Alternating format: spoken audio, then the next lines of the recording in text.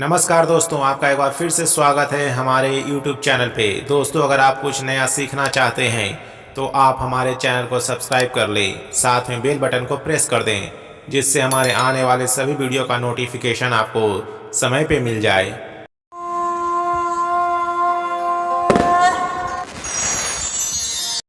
महाभारत का युद्ध आज से करीब 5000 वर्ष पूर्व हुआ था। कुरुक्षेत्र में कौरवों और पांडवों के बीच 18 दिन तक चले इस युद्ध में लाखों की संख्या में योद्धाओं ने भाग लिया था।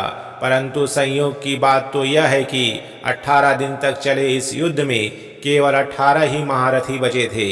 इस भयानक युद्ध में कौरवों के तो संपूर्ण कुल का ही नाश हो गया था और वहीं पांडवों के भी लगभग सभी पुत्र मारे गए थे। वहीं हैरान करने वाली बात तो यह है कि जब यह युद्ध होना तय भी नहीं हुआ था, तब से ही ये 7 लोग जानते थे कि युद्ध होगा और इसका क्या परिणाम होगा। इन 7 लोगों को युद्ध के परिणाम के बारे में पहले से ही पता था, यानी पांडवों की जीत के बारे में ये लोग पहले से ही जानते थे। तो आइए जानते हैं वे कौन से 7 लोग थे जिन्हें महाभारत युद्ध और उसके परिणाम के बारे में पहले से ही ज्ञान था। पहले हैं श्री कृष्ण।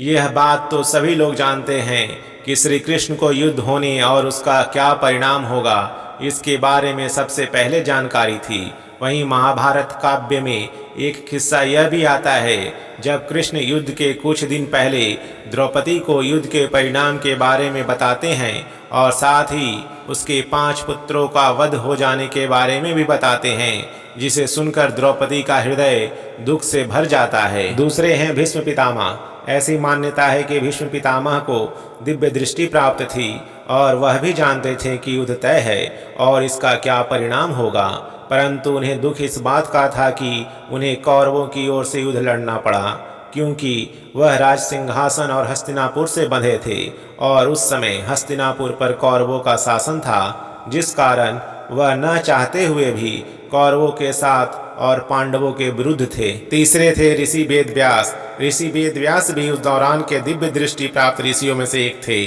और वे भली भांति जानते थे कि यह युद्ध तय है, परंतु फिर भी उन्होंने धृतराष्ट्र को कई बार संकेतों के माध्यम से समझाया था कि अभी भी वक्त है, तुम इस युद्ध को रोक दो, अन्यथा तुम्हारे कुल का नाश हो जाएगा।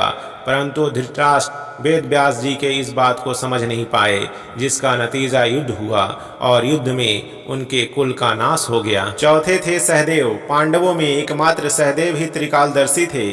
सहदेव ने अपने पिता पांडु के मस्तिष्क के 3 हिस्से खाए थे, इसलिए वो त्रिकालदर्शी बन गए थे।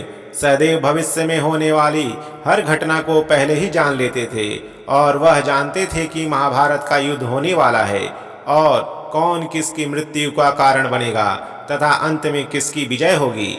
लेकिन भगवान श्री कृष्ण ने उन्हें शाप दिया कि अगर वह इस युद्ध के बारे में लोगों को बताएंगे तो उनकी मृत्यु हो जाएगी। 5वें थे संजय। यह भी कहा जाता है कि संजय को युद्ध का क्या परिणाम होगा इसका पूरा ज्ञान था। संजय को महर्षि वेदव्यास ने दिव्य दृष्टि इसलिए प्रदान की थी ताकि वह हस्तिनापुर के राजमहल में बैठकर युद्ध को देख सके और उसका वर्णन धृतराष्ट्र को सुना सके। 6ठे थे गुरु द्रोणाचार्य। कौरवों और पांडवों के गुरु द्रोणाचार्य भी जानते थे कि जिधर श्री कृष्ण हैं, विजय श्री उधर के पक्ष की ही होगी। द्रोणाचार्य को भी दिव्य दृष्टि प्राप्त होने की बात कही जाती है। देवगुरु बृहस्पति ने ही द्रोणाचार्य के रूप में जन्म लिया था। और 7वें थे कृपाचार्य। यह भी कहा जाता है कि कृपाचार्य को भी युद्ध के परिणाम का अनुमान था। संभवतः उन्हें दिव्य दृष्टि भी प्रदान थी, क्योंकि श्री कृष्ण के विश्व रूप का दर्शन वही लोग कर सकते थे जिनके पास दिव्य दृष्टि थी। कृपाचार्य ने भी श्री कृष्ण के विश्व रूप का दर्शन किया था। DJ